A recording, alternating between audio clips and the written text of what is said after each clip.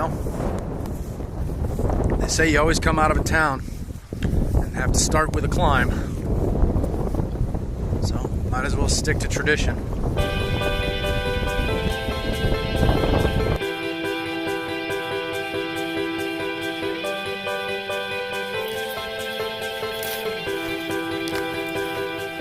How's it going, everybody? Welcome to Mask Hikes. I'm at Gleason-Hubbell Wildlife Area in the Loess Hills State Forest. I am headed toward the Brent's Trail connection. Brent's Trail actually starts in the parking lot where I parked, but I found this trail with the kids last weekend.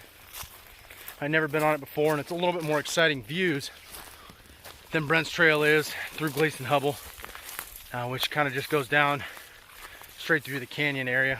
Not canyon, but the bottom area.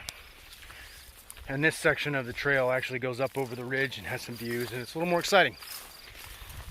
And I know exactly where it ties into the Brent's Trail, so I decided to go this way instead of taking the first 3/4 of a mile of Brent's Trail. As you can tell, got the pack on my back again, not a baby. I am by myself. I am planning on stealth camping tonight. I've got a spot picked out in my mind that I think is going to be good. I'm assuming I get there. Got a new tent to try out. That's that bad boy sticking up there in the middle. Thank you, REI Dividends, for that. Dividends and a sale. So we're gonna give it a go. I'll talk more about that when I get to where I'm gonna stealth camp. Might record it, might not. This will be my first pitch. Probably should have done that at home, but hopefully everything was included. Guess I'll find out when I decide I'm done hiking. In the meantime,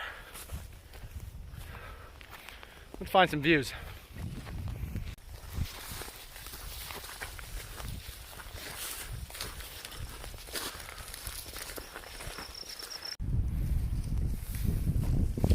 Well, this is kind of a cool little feature that I've never seen anywhere else.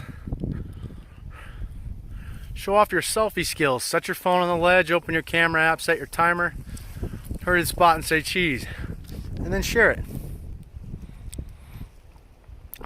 Quite a view. Tried this last weekend. It actually turned out pretty good. I couldn't share it though because all my foster kids were in the picture and I wasn't gonna block out that many faces, but it's pretty cool. I like that Iowa came up with that.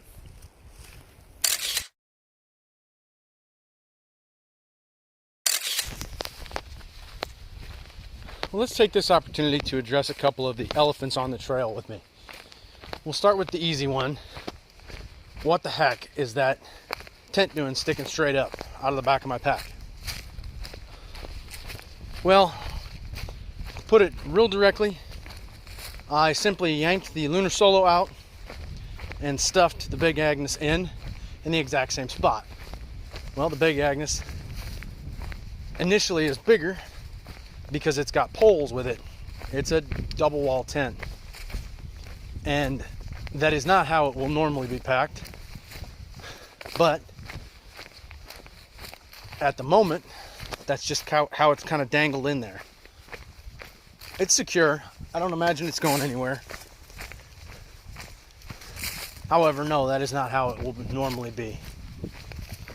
I just didn't take the time to unpack it and put it in the pack the way I wanted it, because I wanted to do that all at once for my initial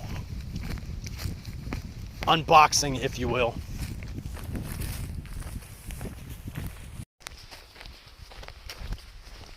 So the other elephant that merits a mention, obviously, is the pandemic and good old coronavirus. So yes, the pandemic is still in effect, and social distancing orders and all that stuff are still going on.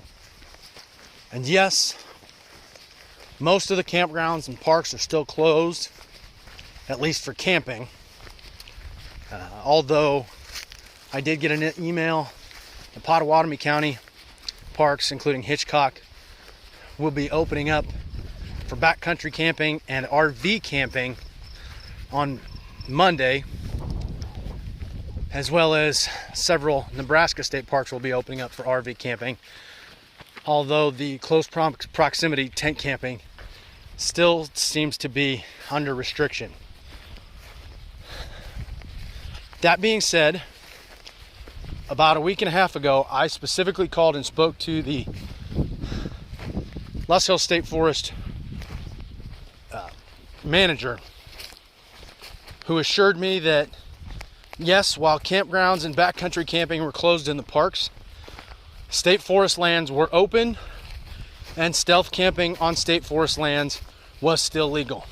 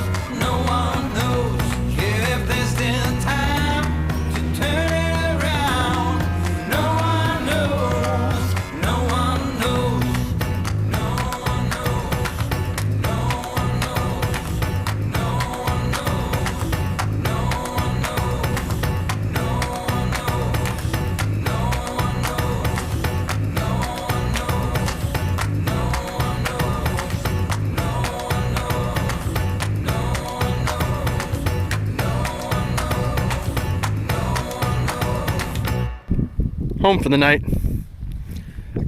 Should have a pretty sweet sunset.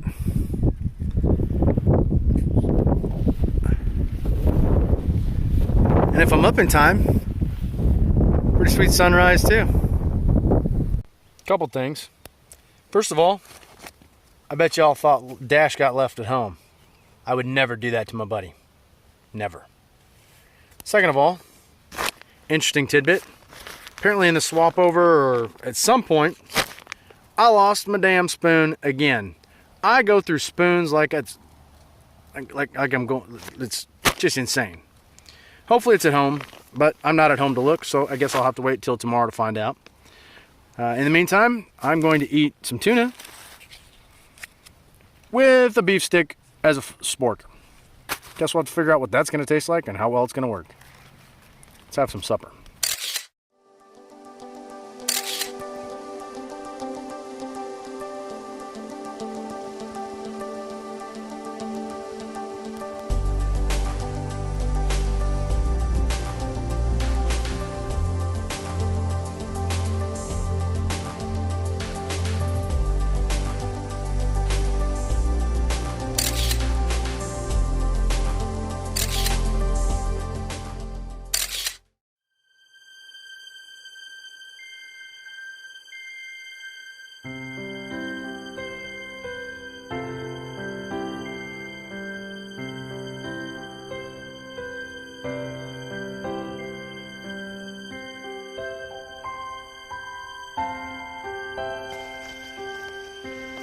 Morning, y'all. Hitting it again. It's about 7:30-ish. Man, this is a good night. Toasty. Apparently I did get down to freezing. Phone says it's 32 degrees right now. Woo! A little chilly. Thought it was May 7th or 9th or whatever it is. Crikey. I am gonna try and put a few miles under my feet and basically get back to where I started so I can meet Amy and the kids so that we can do some more hiking as a family. This should be a pretty darn good day. However, I'm gonna stop recording so I don't fall down this mountain, this hill.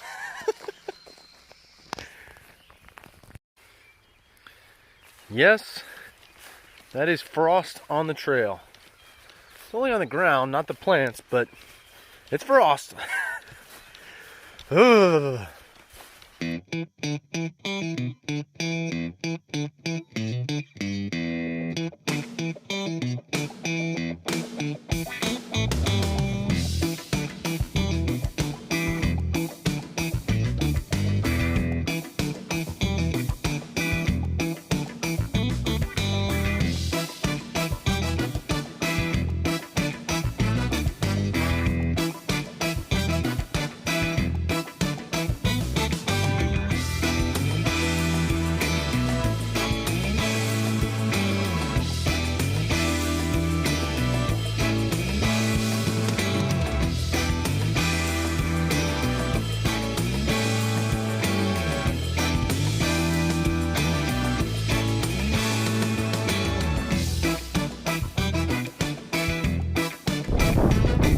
Alright, well hopefully you can hear me. It's pretty windy up here. But this is where I'm going to go ahead and turn around. 7.3 miles total between last night and today so far. I'm at a point now where I'm just about 3/4 of a mile from the end of Brent's Trail from the Murray Overlook. Basically from here I go down. There's about a 500-yard field walk, and then I go back up, and it's just not a fun climb. It's a pain in the butt climb back up to the top of Murray Hill Overlook, and that's the end of it. So I just don't see any point. I'm gonna head back towards where I parked back at Gleason Hubble, and depending on when the kids and Amy are gonna be here, I may explore this other section of trails that I know is over there and I've never touched, or I may just head on over to the van and wait for them. But that's the plan. Let's keep after it. I decided I was going to go ahead and explore that DNR land that I had never played around in, and peeled off Brent's Trail quite a while back. I'm actually running parallel to Brent's Trail, just on the other side of the ridge that it runs on. But it really blew up in my face. It was kind of cool for a minute, but then it did what most state forest trails seem to do, and ended up basically skirting the shoulder of cornfield. And I could turn around and go back to Brent's Trail and walk the ridge line, but the fact of the matter is that the ridge line is literally that hill right behind me, and right over there is where it comes down, and I'm about to the road where the midway point is. So, and I knew that was coming up. As soon as I got down to this field, I pretty much knew where I was, and it was turn around and go back or just keep going. And I decided I'd keep going just to see if maybe this hitched back into the woods a little bit, but it hasn't. Dash just asked where the hell our son went. He said he's having Georgia flashbacks. It's gonna dump on us any minute. Guess we'll get to see if the umbrella works as well on this pack as it did on the Zerk.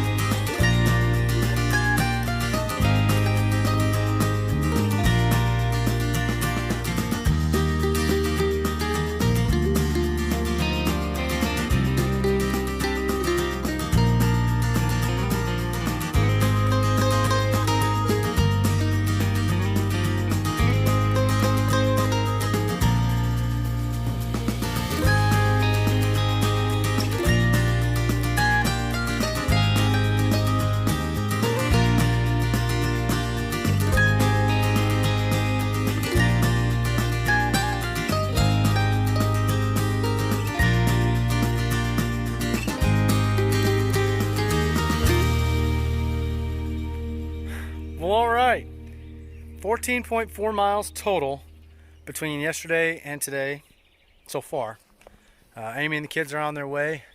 They had a few delays, as is pretty typical with us, but they're on their way.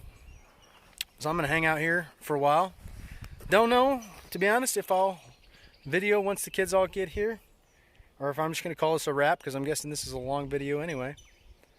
If I don't see ya, thanks for watching. If you enjoyed it, please hit the like button. That helps me out a lot. And hit the subscribe button and maybe even that bell. You hit that bell and it'll Google will notify you whenever I put a new video out. Love to hear any comments you might have. As always, man, I wish you were here.